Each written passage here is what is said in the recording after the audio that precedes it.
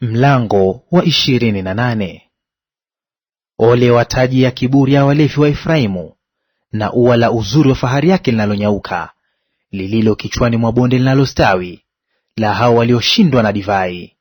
Tazama, Bwana ana mmoja aliye hodari, mwenye nguvu, kama dhoruba ya mvua ya mawe, tufani iharibuyo, kama dhoruba ya maji mengi yafurikayo, ndivyo atakavyotupa chini kwa mkono. Taji ya kiburi ya walevi wa Efraimu itakanyagwa kwa miguu, na ua la uzuri wa fahari yake linalonyauka, lililo kichwani mwa bonde linalostawi, litakuwa kama tini iliyotangulia kuiva kabla ya wakati wa hari, ambayo ionapo yeye aiangaliaye huila mara anapoishika mkononi mwake. Katika siku ile Bwana wa majeshi atakuwa ni taji ya fahari na kilemba cha uzuri kwa mabaki ya watu wake. Naye atakuwa roho ya kuhukumu kwake yeye aketie ili ahukumu. Naye atakuwa nguvu kwao wageuzao nyuma vita langoni. Lakini hawa nao wamekosa kwa divai, wamepotea kwa kileo. Kuhani na nabii wamekosa kwa kileo, wamemezwa kwa divai, wamepotea kwa kileo. Hukosa katika maono, hujikwaa katika hukumu. Maana meza zote zimejaa matapiko na uchafu, hapana mahali palipo pasafi. Atamfundisha nani maarifa? Atamfahamisha nani habari hii? Je, ni wale waliochishwa maziwa, walioondolewa matitini?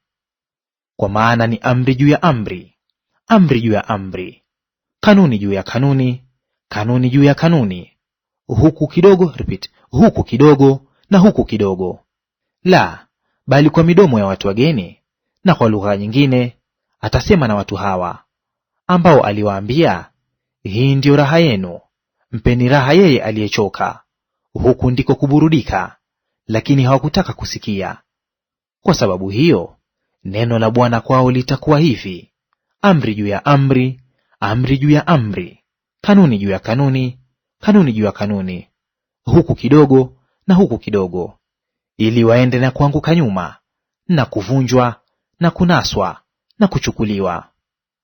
Basi lisikieni neno la Bwana, enyi watu wenye dharau, mnaotawala watu hawa walio ndani ya Yerusalemu. Kwa sababu mmesema, tumefanya agano na mauti, tumepatana na kuzimu.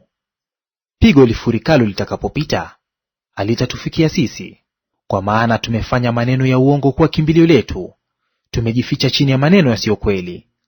Kwa ajili ya hayo Bwana Mungu asema hivi: Tazama, naweka jiwe katika Sayuni, liwe msingi, jiwe lililojaribiwa, jiwe la pembeni lenye thamani, msingi ulio imara.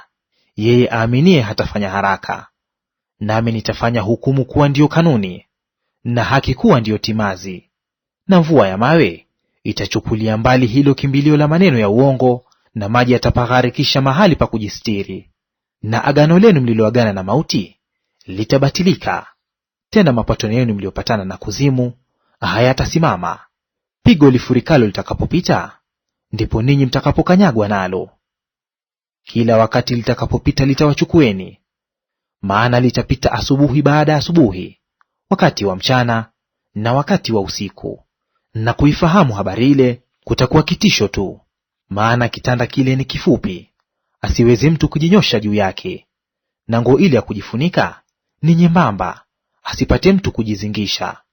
Maana Bwana ataondoka kama vile katika mlima Perasimu, ataghadhibika kama vile katika bonde la Gibeoni, apate kufanya kazi yake ya ajabu, na kulitimiza tendo lake la ajabu.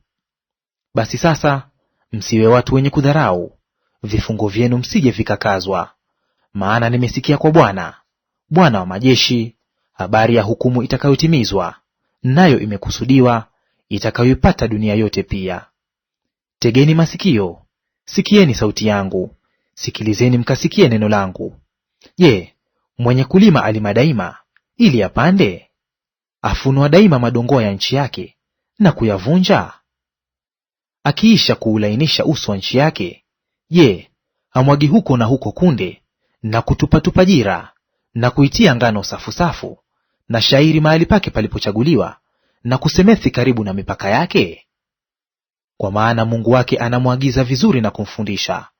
Kwa maana kunde zile hazipurwi kwa chombo kikali, wala gurudumu la gari halipitishwi huko na huko juu ya jira ile, bali kunde zile hupurwa kwa fimbo, na jira ile kwa ufito. Ngano ya mkate husagwa, kwa maana haipuri siku zote bila kukoma. Na ingawa gurudumu la gari lake na farasi wake huitawanya ngano ile, haisagi. Hayo nayo yatoka kwa Bwana wa majeshi, mwenye shauri la ajabu, apitaye wote kwa hekima yake.